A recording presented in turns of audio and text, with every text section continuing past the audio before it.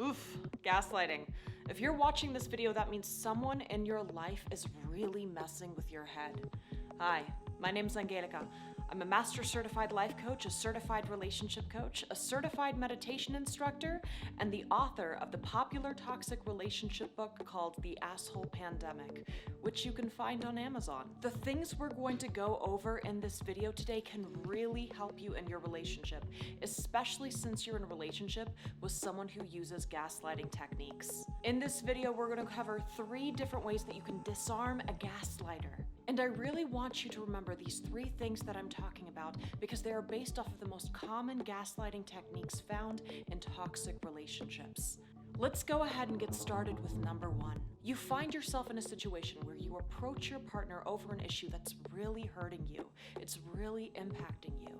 But instead of your partner being receptive to that and wanting to work through it with you, they turn around and make it all about themselves and how you approaching them negatively impacts them. They do it in a way that causes you to feel guilty about even approaching them about this. So now not only are you still struggling with the pain that they caused you or whatever is bothering you, but you also feel really guilty for even telling them about it. But there is a reason why someone who gaslights does this. They're doing this because being held responsible for their actions causes them to feel uncomfortable, and they don't like feeling uncomfortable.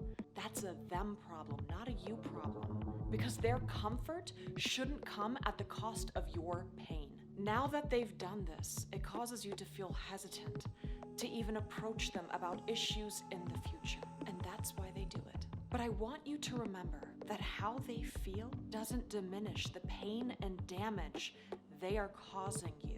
They are responsible for their own actions, and it is their responsibility to stop whatever it is they're doing that's causing you to hurt. If your loved one tells you that you bringing up the pain causes them distress or discomfort or any other negative emotion, I want you to remember that all that you are doing is lifting up a mirror and showing them their own reflection. It's not that you're hurting them, they just don't like the reflection they're seeing. So they're blaming you for holding up that mirror.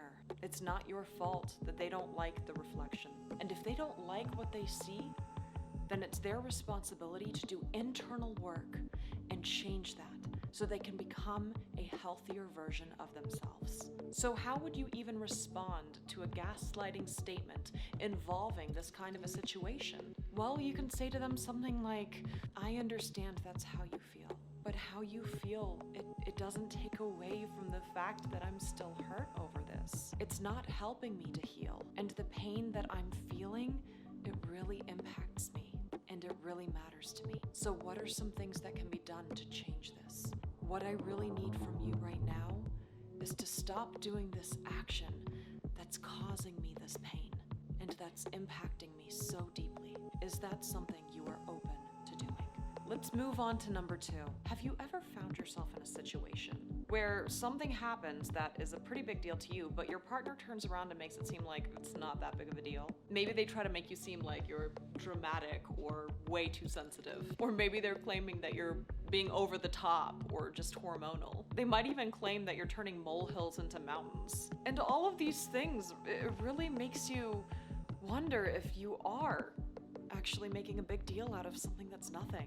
But here's the thing, if it was really not that big of a deal, then you wouldn't be reacting the way that you are.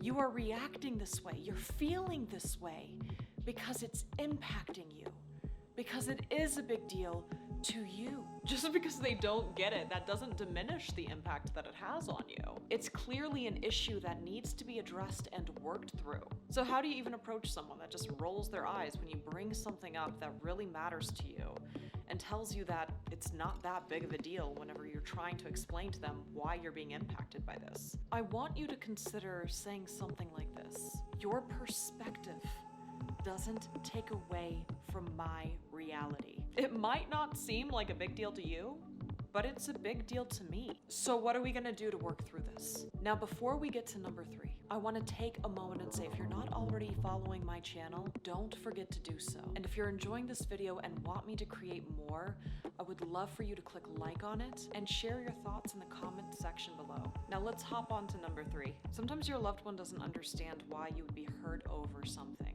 And they try to get you to care as little as they do by saying something like, why would that even hurt you? It's not a big deal, or it's nothing. So we get it. They don't understand why you're in pain because they don't feel your pain. They're not able to really connect with the why. So let me kind of give you something to think about. I want you to imagine that your loved one is carrying a really heavy box, and they just so happen to accidentally or on purpose drop that box on your foot. You feel a searing pain shoot through your foot, and you're like, oh my god, that freaking hurts. Now I want you to imagine your loved one giving you that same reaction, scoffing or being like, why would that even hurt you? It's not that big of a deal. But they're not the ones who just had a heavy box dropped on their foot. They don't feel that pain, you do. And even if they say something like, well, I didn't mean to hurt you, well, that doesn't take away from the fact that you're hurt. Intentional or not, it still caused you pain. Now let's move this story from a physical pain to the emotional pain you're going through. They hurt you.